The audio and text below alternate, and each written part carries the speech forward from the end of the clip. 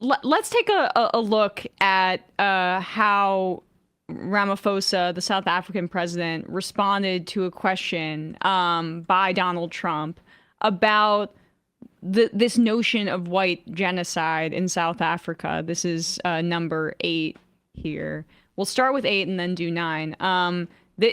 I'd love your reaction, Ben, to this. This is this exchange at the White House yesterday where he tried to Zelensky, the South African president, but he was a little bit more prepared. Point out it's worse than what happened to Zelensky. In fact, I've never seen this before. Who prepares a sort of mini documentary, an ambush for a diplomatic meeting in front of the press? This is something that, I mean, maybe somewhere it's happened, but I have never seen in all my years of observing politics anything quite like this. Here it is, Donald Trump and the president of South Africa. At this time, what will it take for you to be convinced that there's no white genocide in South Africa? Well, I can answer that for President. It's for him. No, seriously. I'd rather have him answer. Yeah, I'd rather answer. It will be. Our president will respond to you. Yeah, let me, Thank you, Mr. President. It will take President Trump listening to the voices of South Africans, some of whom are his good friends, like those who are here. When we have talks between us around a quiet table, it will take President Trump to listen to them. I'm not going to be repeating what I've been saying. I would say if there was Afrikaner farmer genocide, I can bet you these 3 gentlemen would not be here, including my Minister of Agriculture. He would not be with me. So it'll take him, President Trump, listening to their stories, to their perspective. That is the answer to your question. But, Mr. President, I must say that we have, wait. We have thousands of stories talking about it. Sure. And we have documentaries, we have news stories, and that. Is Natalie here? Somebody here to turn that? I could show you. We have a PowerPoint. It has to be responded to. Yeah, sure. Let me see the articles, please, if you would, and turn the lights down. Okay, all right. So this is him. Let's just skip ahead then to what's being referred to there, where later. So they set this up, showing that is this the part where they show what they claim are bodies that aren't? Is this it, Russ? Those are like articles that Trump has printed out. Yeah, so there's the articles, and there was a clip shown before that in which there was a whole segment in which they show a bunch of crosses on a road, which is the one that really started this. Oh, yes, here it is. This is we can just see even the freeze frame of what Trump pulls up there. I think people get the idea. Those were actual graves. And yeah, those were not graves, by the way. They were. Can you say what that was, Ben? Yeah, this was a stunt. I mean, basically, this is not a gravesite. This is a road. There had been a protest organized by a certain group after the killing of 2 farmers. And what they did is they got a drone, which is you're watching, and they set a bunch of cars up, and they put a bunch of white crosses supposedly to symbolize the victims of this fake genocide. I can go very firmly and state there is no genocide happening. So this is the sort of stunt that's been used to get international media coverage. It's obviously playing off the very symbolic and powerful messaging of, white crosses, victims, these stories. It's part of a campaign in which really uses the Human Rights Charter and the tradition of opposing genocide, which has been tarnished in the West most recently. And important to note that Israel is the South Africa is launched the case in the ICJ accusing Israel of genocide. These claims of white genocide precede that, but it's important to note that as the West helps commit genocide, they're accusing the nation that's calling out that genocide via the International Court of Justice of doing so falsely. There's no coincidence that's happening in this way. But anyway, basically, just to explain the context behind this. So even the farmers' rights organization, the right-wing organization that has been at the forefront of this and has had probably overstated, but access to the insiders of the MAGA world, AfriForum, which claims to be a civil rights group representing Afrikaners as a persecuted minority. They don't say there's a genocide happening. They say there's a risk of genocide happening because, by any measure, there isn't enough people being killed to amount to genocide. But let's put into perspective. South Africa, unfortunately, is a very, very violent country, as some of the guests from South Africa in the White House pointed out. There were about 23,000 murders in South Africa last year. There's a population of over 60 million, and that's really bad. It's one of the worst in the world. And the overwhelming number of victims are poor and black, or colored as well. The most dangerous place in the country, as Johan Rupert, South Africa's richest man, actually referred to yesterday, is ruled by the opposition party. It's Cape Town, the Cape Flats, which is a majority colored area. But yeah, so there's a lot of violence in South Africa, and yes, farmers are killed. There are at times attacks, there's brutal attacks, but there is no evidence that there's anything beyond criminal attacks going on.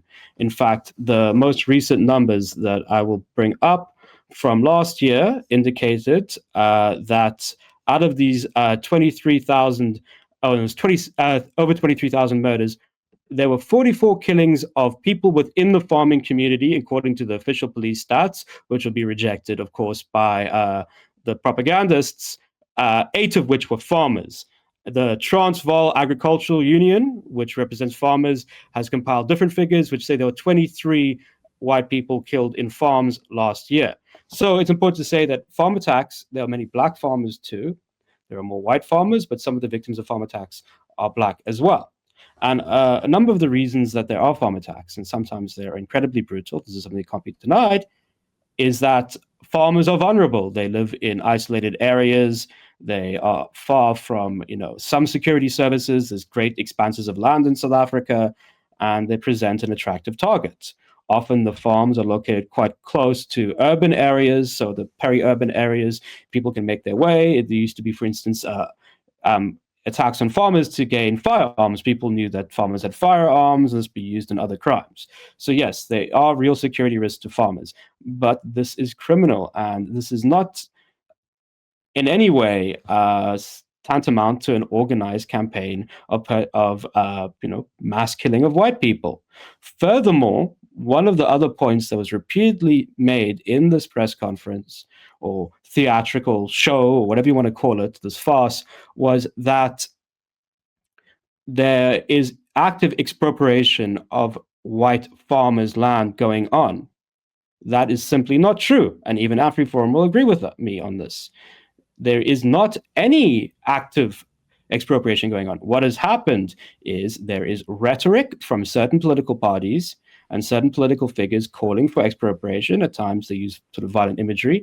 And second of all, there has been an amendment in American terms, a change to our constitution with a new piece of legislation which facilitates the expropriation of land for public use as exists in most countries.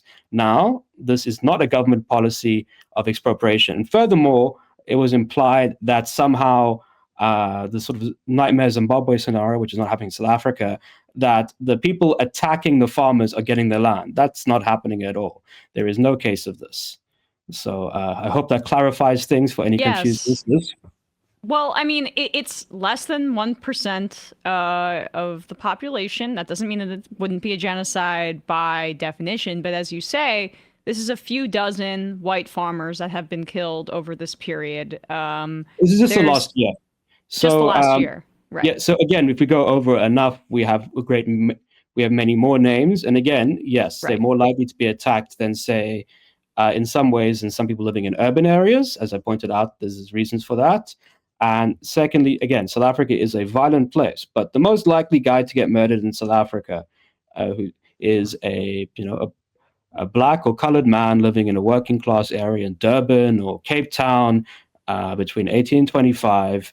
And unfortunately, these victims are not recorded as worthy of any international attention. And moreover, the implication between the accusation of genocide is there is an active state policy. There is a state support for this. There simply is no evidence of that. I mean, but they're conflating, right, the land reform with genocide. If you could expand on what the land reform is and why it's basically captured the imagination of white supremacists so that they call it genocide. Well, there's a few things. First of all, the land reform hasn't started yet. This bill that has happened was only passed earlier this year. I mean, I think it was last year, actually. So this is a piece of legislation that's very recent. Two, it's always, a radical threat that, this is part of the nature of decolonization, which happens with liberation movements. There's always, the act of dispossession is one of the original sins of colonialism, of the dispossession of the natives, and there needs to be land reform, and sometimes that includes, in some cases, more radical versions than others. What is true is that the pace of land reform in South Africa, and land reform is a very complicated issue in South Africa, includes the issue of what we call traditionally held land, which is communally held land owned by traditional leaders who are often very oppressive too. But the pace of land reform in South Africa has simply been too slow. It's been one of the glaring failures of the ANC since 1994 is land reform. So with the white supremacist imagination, you have to look at what happened in other countries. It's not happened in South Africa, but they will refer to Zimbabwe. They will refer to what happened in Algeria. The image of, the violent sort of fake Fanonian reading of the Wretched of the Earth, of the natives taking back their land through violence, through collective dispossession, this cathartic act from the whites, which is a classic, specter of the, white supremacist colonial imagination. You have other versions, in Reconstruction, right? This is the origin of the Ku Klux Klan, the, repression of, the former slaves who wanted a piece of land and the right to dignity and the right to full citizenship. This is, these things go together.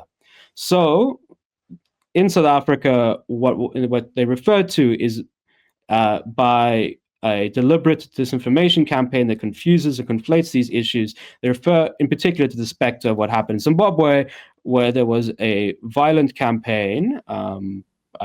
There's debates on the exact nature of it, but there were, from so-called war veterans who seized these farms on behalf, as part of a state-supported policy of redistribution in the name of, liberation. The white farmers lost their land. The farms were redistributed often to politically connected elites. And Zimbabwe, for a variety of reasons, had one of the worst economic collapses on record. And they refer to that, which is a very different situation in a very different country to South Africa, as evidence of the nightmare of land reform. But to reiterate, South Africa remains a constitutional democracy. There are laws, as pointed out, to protect property rights. There's been a very slow pace of land reform, and there's nobody in power who's leading a campaign to occupy and seize people's lands.